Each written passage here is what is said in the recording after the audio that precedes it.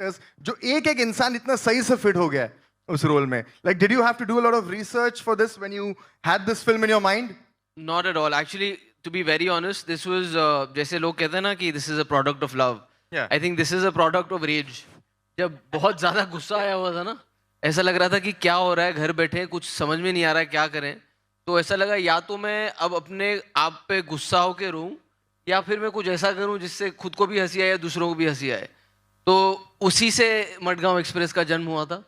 तो ये किरदार, these are the characters that actually helped me out of this time in life. And they became like my imaginary best friends. And I started weaving a story around them. मुझे बस इतना पता था कि ये 3 दोस्त हैं और जैसे हम बचपन में गोवा जाना चाहते थे, इनको भी बार बार कभी कभी मौका नहीं मिला है जाने का. तो 3 ऐसे लोग जो बम्बई में रहते हुए भी 30-35 साल की उम्र में अब फाइनली पहली बार गोवा जाएंगे और किस तरह से उनके साथ क्या होगा. तो मैं बस ऐसे ही उनके साथ, इन किरदारों के साथ जर्नी पे निकल गया. स्टोरी मुझे मिलती गई. वहाँ सडनली कंचन कोमड़ी मिली, इनके साथ घूमते घूमते सडनली मेंडोजा भाई मिल गए. तो वैसे that's the way I actually discovered this film. So these characters that you've thought of, ये आपको imaginary way में मिले या आपको ऐसे characters actual में मिले जिनके ऊपर आपने फिर नहीं किसी पे आधारित नहीं है. लेकिन मुझे ऐसा लगता है कि कहीं ना कहीं जब आप लिखते हैं तो you borrow from your own life and things that you've heard or you know read about. तो कुछ nuances हैं, कुछ traits हैं, कुछ अपने दोस्तों की जो कहीं ना कहीं इन किरदारों में डाली गई हैं. जैसे जो प्रतीक का किरदार है उसका नाम पिंकू है. मेरा एक बहुत ही खास दोस्त है बचपन से और अभी भी दोस्त है. और उसकी अभी तक ये आदत है कि वो बचपन से भी जब घर से हम कहीं जाते थे तो तब तो सेल फोन नहीं थे. तो स्टेशन पहुंचते वो पहला फ़ोन लगाता था मम्मी को. हाँ मम्मी, हम अभी स्टेशन पहुंच गए हैं. फिर हम ट्रेन में चढ़ के वहाँ पहुँचते थे तो वहाँ से एक फ़ोन लगता था कि हम उतर गए हैं. फिर स्टेशन मतलब पिक्चर देखने गए तो वो ऐसा लगता था जासूस लेके चल रहे हैं हम, कि ये सारी खबरें देता जा रहा है. और मज़े की बात है कि अभी उसकी शादी हो गई है, अभी भी वो ऐसा ही करता है. लेकिन अब उसको एक और कॉल लगाना पड़ता है अपनी बीवी को. उसको भी बताना पड़ता है हम कहाँ हैं. तो वो कहीं ना कहीं उसका एक मुझे वो नुआंस था जो मैंने पिंकू के किरदार में डाला. अविनाश का जो आयुष है वो हमेशा वो लड़का था जो लोग कहते हैं ना कि बेटा ऐसे लोगों से दोस्ती करो, ऐसे बच्चों से दोस्ती करोगे तो तुम्हारा भी अच्छा होगा. जो बहुत ही आइडियल बच्चे होते हैं वो था. दिव्येंदु वो कैरेक्टर था जो कहते हैं बेटा इससे दोस्ती मत करो, ये डुबा देगा, ये बर्बाद कर देगा तुमको. तो वो वैसा दोस्त था. तो इन ऐसे 3 लोगों की दोस्ती जिसमें तो ऐसा लगे कि ये क्यों है इन दोनों के साथ, जो आयुष का कैरेक्टर है, कि ये इनका दोस्त कैसे बन गया. So that was a friendship that I want to explore. Wow. And like you mentioned कि दिव्येंदु का ऐसा कैरेक्टर है जो अपने फ्रेंड्स की कहीं ना कहीं लगा देता है, नोइंगली अननोइंगली लगा देता है. दिव्येंदु, आप कितना रिलेट करते हो इसके साथ में? क्या आप सच में भी वो दोस्त हो जो आपके फ्रेंड्स कंप्लेन करते हैं? क्या बोलना चाहता है तू? मैं पूछना चाह रहा हूँ. मतलब मैं लाइफ में बिल्कुल ऐसा आदमी नहीं हूँ dude. I am a very nice and responsible guy. मैं अपने दोस्तों के साथ बहुत अननोइंगली समटाइम्स ऐसे होता है क्या कि किसी दोस्त के साथ आप ट्रिप पे जा रहे हो? अननोइंगली तो दोस्ती बता पाएंगे मैंने किया होगा, तो नोइंगली मैंने कभी नहीं किया है. हाँ जी. But yeah I am not like Dodo at all. थोड़ा हाँ मस्ती वगैरह लाइफ में चलता है, बट दोस्तों को कभी ऐसे फंसाया नहीं जैसा जो डोडो करता है. उतना इंटेंसिटी नहीं है लाइफ में. Okay. And I want to be asking you guys about one लग गए अपने वाला कोई मोमेंट है आपका? कभी गोवा गए हो और आपका ऐसा कोई सिचुएशन हुआ है जहाँ पे that you can recall, जहाँ पे आप कह सकते हो हाँ यार लग तो गए थे उस मोमेंट में?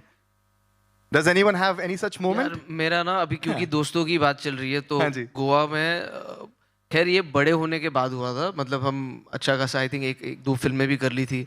तो मेरे जो बचपन के दोस्त हैं उनके साथ अब गोवा जाना था कि मडगांव में तो एक्सप्रेस में जा चुके थे, तो प्लेन में साथ में जाएंगे थोड़ा गोवा. अब थोड़ा इस लेवल पे गाड़ी में अभी मार्बल हो गया, गाड़ी में जाएंगे. तो मैंने ना एक अच्छे होटल में एक स्वीट बुक किया था और सारे दोस्त हम 4 लोग थे, हम वहीं थे. तो ये लोग पहली बार स्वीट में थे तो बहुत ही एक्साइटेड थे. रात को हमको बाहर निकलना था. तो मेरा जो एक दोस्त है तो उसने रात को जब पार्टी में तैयार होना था तो उसको बाल गीले किए उसने. उसके बाद जेल नहीं था तो उसने कहीं से वो कोकोनट का तेल लाया था. तो वो जो पैराशूट की बोतल थी वो उसने उल्टी करके उसे दबाया जा रहा है, उसमें से निकल नहीं रहा था कुछ. वो कमरे के बीच में खड़ा था, हम सब सूट वूट पहन के तैयार थे, अब निकलने वाले हैं. तो वो फट गया उसके हाथ में. और जब वो फटा है तो वो सारा तेल एक तो हमारे कपड़ों पे आ गया और वो दीवारों पे चला गया और दीवारों ने सोख लिया वो, और वो दाग बन गए उसके ऊपर. और मेरे को स्लो मोशन में ऐसा दिखा कि हमको मार रहे होटल वाले, ये क्या किया तुमने अब इसको.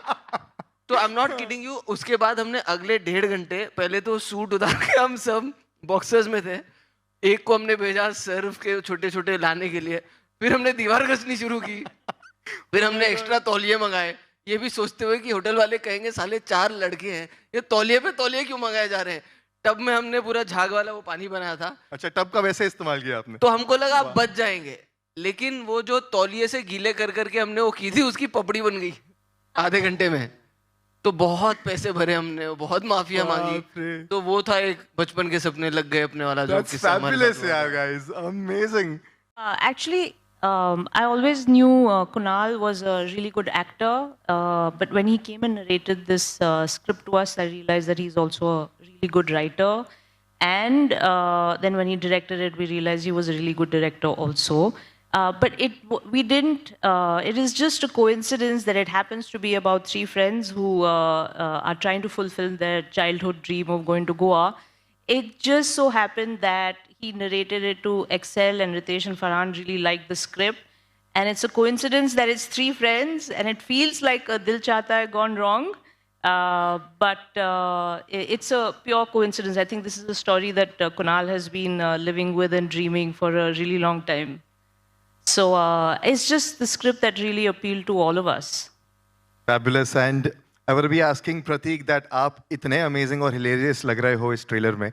Comedy is coming so naturally to you. So are you considering more comedy roles henceforth? Of course, yeah. I always felt that comedy is a difficult genre, but I loved comedy. This is for the first time that I have explored comedy on screen. इतने सालों से सिर्फ stage पे मौका मिला था, किसी ने कॉमेडी एक्सप्लोर नहीं की थी मेरे साथ. तो this is the first time that I have done, and I am happy to whatever that I have seen right now. हमने भी ट्रेलर अभी पहली बार देखा है, तो मेरा भी एकदम फ्रेश रिएक्शन है. And from what it was actually my idea. मैंने प्रतीक को एक प्ले में देखा था और मैंने कुणाल को बोला कि बहुत अच्छा कॉमेडी करता है, उसको फिल्म में चांस देना चाहिए. बता ना तू पूरा स्टोरी. क्या शर्मा क्यों नहीं, नहीं. हाँ, तो मैंने कहा लेकिन तू ये पिक्चर कर रहा है तू मुझे क्यों सजेस्ट कर रहा है. And Prateek, from the looks of it, मतलब जितना मैं आपको अभी कुछ टाइम में देख रहा हूँ, ऑब्जर्व कर रहा हूँ, you look like the funny friend in your group. Is that so? Can I say that? No, he's like the sensitive friend. Oh my God, such a fragile human being. It's hilarious. He's allergic to air also at times in the film. How? Why do you say that? In the film. She's talking about the character in the film. The character, na? Yeah, right. You have to see the film and then you'll understand my joke. Yes. मतलब मेरा हमेशा ऐसा होता था ना कि मस्ती करो पर कभी पकड़े मत जाओ. क्योंकि मैं उस स्कूल में पढ़ा हूँ जहाँ मेरे पिताजी टीचर थे. तो कुछ भी होता था तो सारे दूसरे टीचर्स एक ही जवाब देते थे कि तुम जैन भाई के बेटे हो, कैसे हो. तो मतलब मेरे लिए ऐसा था कि बहुत ही सीधा साधा दिखना है, हमेशा एकदम ठीक ठाक रहना है, पर मस्ती करके कभी पकड़े नहीं जाना है. So I was almost that kind and I'm still the same. बाकी तो मेरे दोस्त ही बता पाएंगे यार. इन लोगों ने जितना मुझे देखा है, I guess Divyendu, Kunal, because this was my first ever Goa trip with friends while shooting the film. सबसे ज्यादा मस्तीखोर कौन था सेट पे? Divindu. सब एक दूसरे की तरफ Why are you पॉइंट कर रहे pointing हैं. at me or him? Dibyendu मस्तीखोर भी था और इसका नाम सेट पे पापा की परी पड़ा था. क्योंकि ये थोड़ा टच मी नॉट टाइप है. तो पहले मुझे लगा था ये मस्ती कर रहा है, लेकिन ये सीरियस था. वो जो बेड का आपने देखा ना, जहाँ बेड में उसमें एक छोटा सा इनके बीच में झगड़ा होता है, तो बीच शॉट में दिव्येंदु ने रोक दिया, लग गई मुझे, तो सब रुक गए. और वहां पे ना बाय डिफॉल्ट सेट पे ऐसा होता है, अगर एक्टर को लग गई तो बर्फ, रेली स्प्रे सब रेडी होके आ जाता है. तो सारी चीजें एकदम स्टॉप ब्लॉक में एंटर हुई और हमने कहा कहाँ लगी है. तो उसने ना ऐसे शोल्डर पे एक हल्का सा नाखून का सा स्क्रैच था. तो इसने कहा ये इसने नाखून मारा मुझे, मैं नहीं कर पाऊंगा, मुझे लग गई, मैं नहीं करूंगा. But that's fine. I'm a little sensitive and soft, yeah. Yeah. तो तूने रखा था पापा की परी नाम? हाँ. इसने इसका नाम रखा. एक्चुअली सेट पे हमारे सेट पे 2 दीवास थी. Oh. Yeah. Oh yes. He was the first one and then she joined. I think he was more diva than me, for sure. Competition between them. There was, I must agree. If you guys insist. There was. I really like the chemistry that y'all have off screen also. Would that be a possibility कि आप लोग future Really, it was amazing. I always knew Kunal was like a fantastic actor. And when I seen him direct, I'm like, and I tell him all the time, like, Kunal, like, you are an outstanding director. He's so hands-on. He knows what he wants. He has a clear vision. And for me, I'm like a director's actor. I need to be told what to do, you know, like tell me, I'll look at you, and then I'll do the same thing on camera. There are some directors who really just say, go for it, do whatever you want, you know, and you feel lost as an actor, but he directs you so well. And I learned so much on set as an actor, and I feel really happy. And everywhere I go in the industry, I'm like, guys, Kunal is the director. Trust me, he is the director. You need to call him for your scripts, you need to call him for your projects, because he can get the acting skills out of you. And I felt that. And when I'm with people like Divindu, Pratik and Avinash, who are actually really, really good actors, you feel like tapping into that side of you as an artist. So I learned so much on this set. Yeah. And you know, in itself, you are such a goofy person also. You've seen all your goofy videos on the internet. That's why he casted me. That's why, because it must have come so naturally for you, the whole comedy genre in this one, right? I mean, what do you think, Kunal? Kunal, what do you think? Kunal? जी आप मेरे लिए ना बीच ही actually मुझे ऐसा याद है कि जब हम जू बीच पे जाते थे ना, तो जो दोस्त गोवा जा चुके थे ना, वो शो ऑफ के लिए बोलते थे, ये देख ये पानी में तेरे को तेरा पैर दिख रहा है क्या, तू अंदर गया तो बोला नहीं तो भूरा है पानी, अरे गोवा में तू पूरा भी घुस जाएगा ना तो उधर तेरे को पैर दिखेगा। तो मैं जब पहली बार गोवा गया था और उधर ब्लू कलर का पानी है, तो मैं बहुत अपसेट था कि मुझे कोई गलत बीच पे ले आया, क्योंकि मेरे यहाँ पे थोड़ा ग्रीनिश पानी था और सिर्फ घुटने से पैर दिख रहा था, छाती तक फिर पैर नहीं दिख रहा था। तो मुझे हमेशा वो याद आता है कि पानी का कलर ब्लू नहीं था। प्रतीक? For me, Goa is friends, because हमने सालों से सिर्फ दोस्तों के साथ प्लान्स ही बनाए, कभी नहीं गए। तो इसलिए अब गोवा की मेमोरी ही दोस्त वाली रह गई है कि वो एक ऐसी जगह है जहाँ दोस्तों के साथ जाना है और कभी नहीं जा पाए। छाया? मेरे लिए, मैं वैसे ना कोकन से हूँ, तो हमारे से बहुत पौने घंटे पर गोवा है, तो हमें वैसे लगा नहीं था कि अरे गोवाला जाते हो, क्योंकि जो गोवा में है सब हमारे गांव में। लेकिन गोवा का एक लेकिन हमारे यहाँ बोलते थे गोवा जातस कित्या पिऊक जाऊचा यानी समुंदर और सब हमारे गांव में भी है, तो मेरे लिए गोवा। तो cheap booze, you mean? Yeah, cheap booze. Nora, you? The beach, coconut water, and वैसे भी जब मैं गोवा जाती हूँ, मैं अकेली जाती हूँ, just have a break. So their Goa and my Goa is not the same. Their Goa is like, yeah, let's party. Mine is, let's sleep on the beach, let's tan, swim, go home. That's it. You do that Goa yoga course also, na? वो भी बताना. Yoga? That yoga and spiritual courses you go for? No, I don't even do that. I just swim. That's it. Tan. That's it. Yeah, on the writer, director. So what difference did it find, and any challenges, or what do you love about it? Being a director and writer and...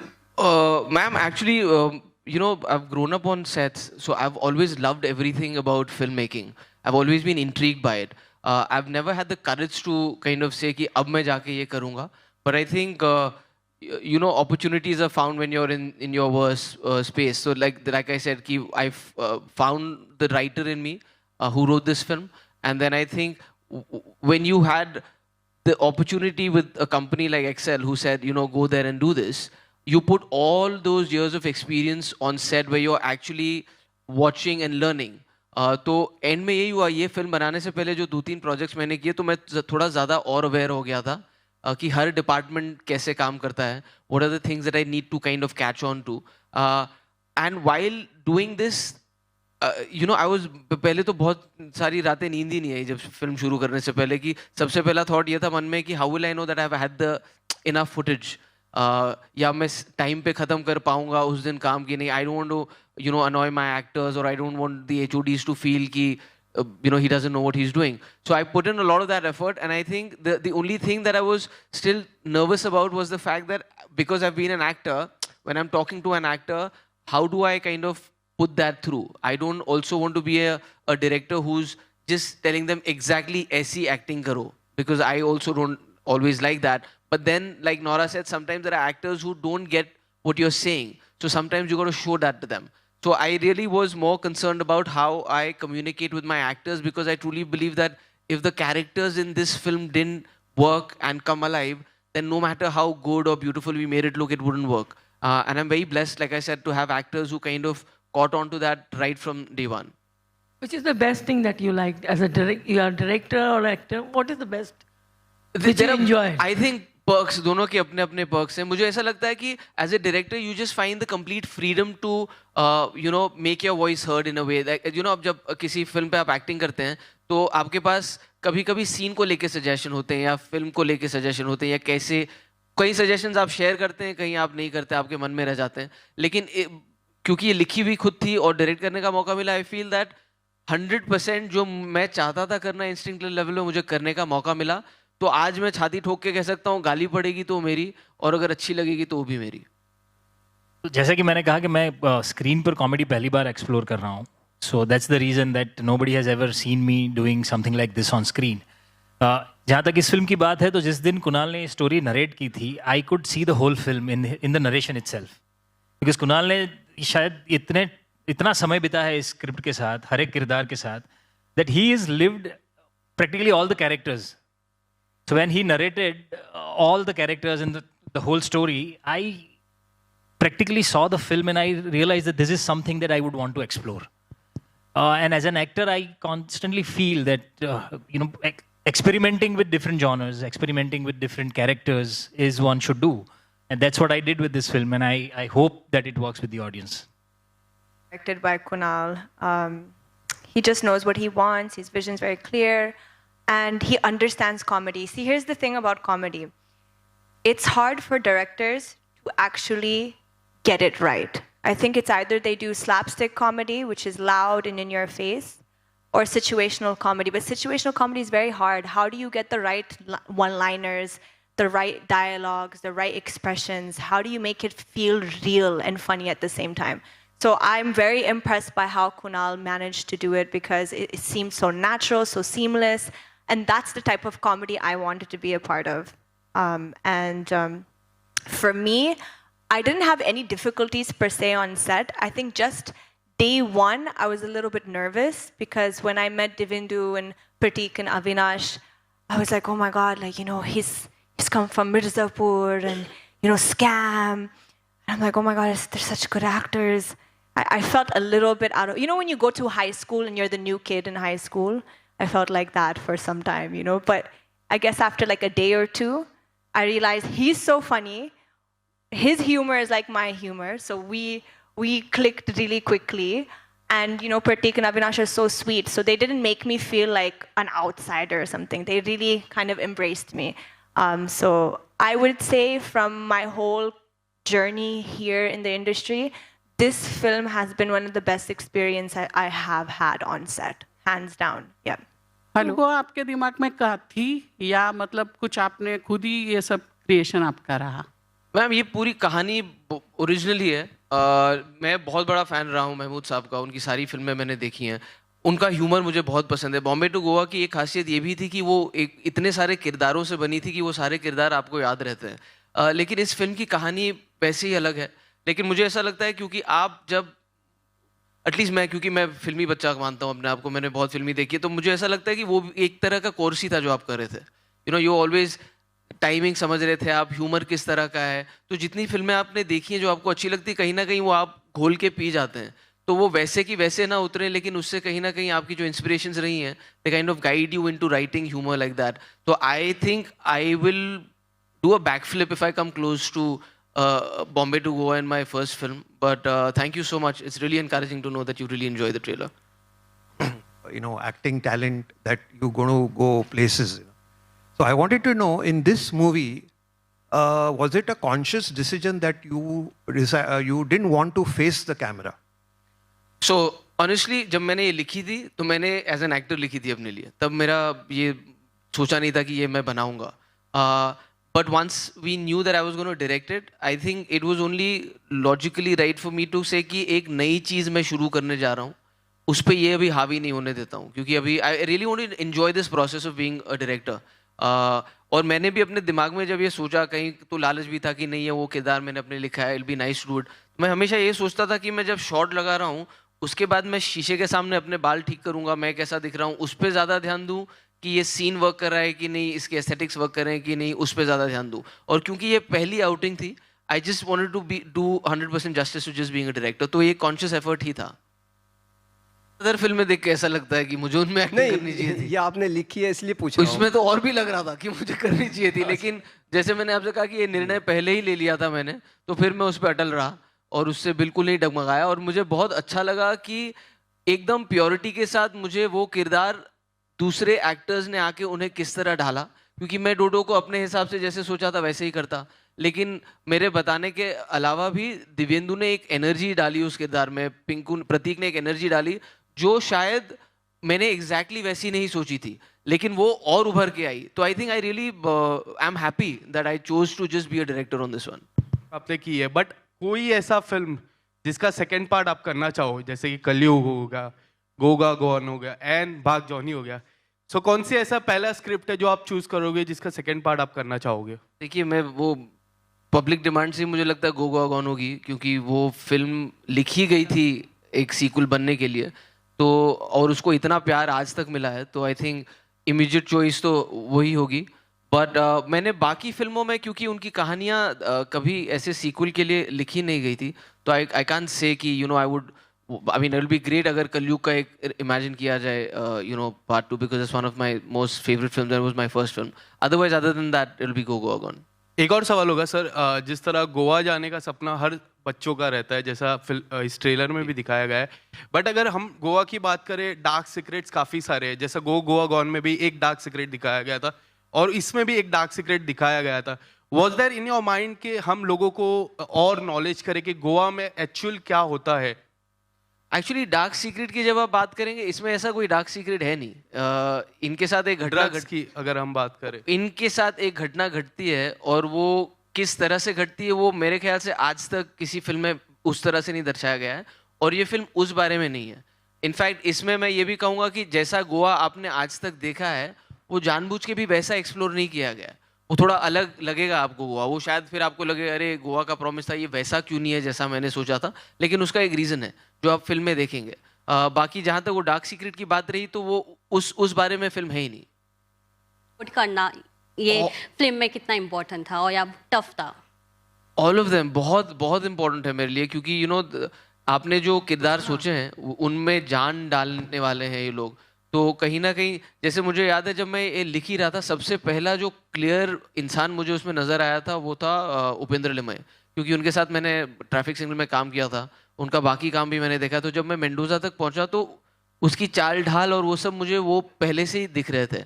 जब तीनों लड़कों की बात आई तो पिंकू के लिए सबसे पहले मैं प्रतीक का काम पहले से जानता हूँ, मुझे पता था अभी हर्षद मेहता आया है, अभी ये बहुत जल्दी टाइप कास्ट होने वाला है, इसको सब सीरियस काम देने वाले हैं, तो इससे पहले कि कोई और इसको कॉमेडी दे, I really wanted to get him because I also wanted to get a Gujarati actor to play this Gujarati character in my film.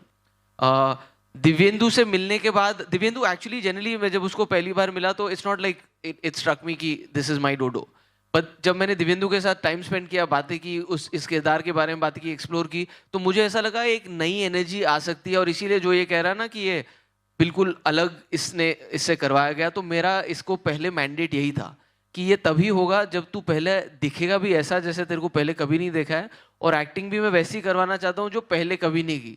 तो तुझे भले ही लाउड लगे मगर मेरे पे भरोसा कर ले, because I have imagine Dodo in a certain way and just go with it. And thank you Divyendu for believing me blindlessly. And मुझे दिखता था सेट पे दिव्येंदु कभी कभी ये दाढ़ी और निकालनी है, 2 ही दिन की है यार, नहीं पूरा क्लीन शेव चाहिए, ये थोड़ा ज्यादा नहीं हो गया, मैं थोड़ा आराम से करूं, नहीं। So but I think he's brought another energy to Dodo which I kind of has gone to the next level. Avinash again, क्योंकि उनको अभी तक हमेशा सोलो लीड्स में और स्लाइटली यू नो बम्बई मेरी जान का किरदार हो गया या लैला मजनू हो गया, बहुत ही सीरियस और इंटेंस बिहार डायरीज में गैंगस्टर का कैरेक्टर, तो I really wanted to get him to do something light-hearted and also put him in a mix where he's with these other actors. And comedies, like I said, is all about action reaction, और इन तीनों के सुर अलग होने बहुत ज़रूरी थे, तभी वो सिम्फनी बन पाती, नहीं तो तीनों के अगर सेम सुर लगते तो मज़ा नहीं आता। तो वहाँ से, और Chhaya ji was like that character जो मेरे दिमाग में, Kanchan comedy was always like a comic book character, and I said कि I will just know who that actor is when I see that actor. And it so happened कि मैंने कौन प्रवीण तांबे में देख रहा था, और उसमें सिर्फ मैंने इनको सिर्फ खड़े हुए देखा था, इनने बोलना भी शुरू नहीं किया था, श्रेयस के पीछे खड़े थे, और मैंने कहा ये रही कंचन कोपड़ी, और मैंने श्रेयस को फ़ोन लगाया, मेरे बोला यार ये एक्टर से मेरे को काम इससे डरे वो अंधाधुन में थी and then I realise this is the same person who was in Andhadhun and loved her as an actor in that and her performance. So I'm very happy that Shaya ji came on board and she made that comic book character come alive for me. ये film सुन के, narration सुन के, actually मैं कुणाल का fan रहा हूँ, खास करके इसकी कॉमिक टाइमिंग का फैन रहा हूँ, जितना भी मैंने इनका काम देखा है. जब मुझे पता चला कि ऐसी एक फिल्म बन रही है, पहले मुझे पता नहीं था that he is written it and he is going to direct it. जब मैं जा रहा था वहां पर मीटिंग के लिए, तब मुझे फाइनली पता चला कि अच्छा उसी ने लिखी है और वही डायरेक्ट कर रहा है. When he started narrating the script, मैंने अभी बताया कि उसने सारे किरदार परफॉर्म किए हैं. तो ये पूरा 2 घंटे का एक मोनोलॉग किया कुणाल ने नरेशन में. एंड उसकी जो थॉट क्लैरिटी थी हर एक सीन पे, हर एक सीन के बिगिनिंग में, एंड पे, हर एक कैरेक्टर के छोटे छोटे न्यूएंसेस में, that gave me that confidence that he actually knows the whole script and he is the best person I guess for this film to be directed. तो मैं जितना हंसा था नरेशन के टाइम पे, I guess that was it. फिर उसके बाद मुझे कुछ सोचना नहीं पड़ा. और इनफैक्ट हमने तो फर्स्ट हाफ में जब चाय के लिए ब्रेक लिया था तभी बोल दिया था कि लेट्स डू इट. मैं यार luckily life is been very kind कि अभी तक जितने सपने थे उनमें से आधे मैंने कर लिए हैं, बाकी जो हैं वो मैं कर लूँगा. लेकिन मैं थोड़ा सुपरस्टिशियस भी इसको लेके, क्योंकि आई थिंक सपने बयां कर दो पूरे होने से पहले तो शायद पूरे नहीं हो. इसीलिए इस फिल्म की बात भी मैंने तभी की जब ये फिल्म बन रही थी और तैयार हो गई थी. But like I said, life is been very kind and I have got opportunities to make my dreams come true. Okay, thank you guys.